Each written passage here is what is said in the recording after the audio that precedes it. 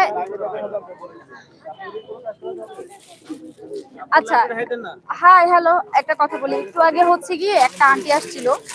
সাধারণত এখানে যারা এসে মানে একটু তর্ক বিতর্ক করে তারা কিন্তু ওই যে কেক বানাইতে পারে বিধায় এখানে আসে, এসে একটু মানে বুঝাইতে চায় যে এটা এমন না অমন। আমি একটা কথা বলবো, তিরামিসু আনার আগে এটা যেহেতু 100 টাকার একটা তিরামিসু, এখানে আপনারা যদি 500 টাকার মতো কিছু আশা করেন এটা আপনাদের বোকামি। এটা কিন্তু যে বানায় তার বোকামি না, সে 100 টাকার মধ্যে যতটুকু পারতেছে আপনাদেরকে দেওয়ার ট্রাই করতেছে।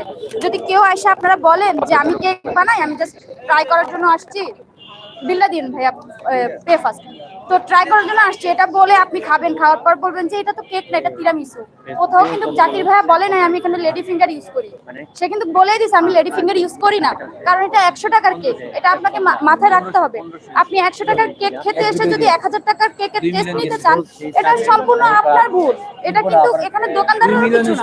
আয়শা, আপনি যদি আমার সাথে কথা বলেন যে এটা তো কেক না, আপনি তো বলছেন এটা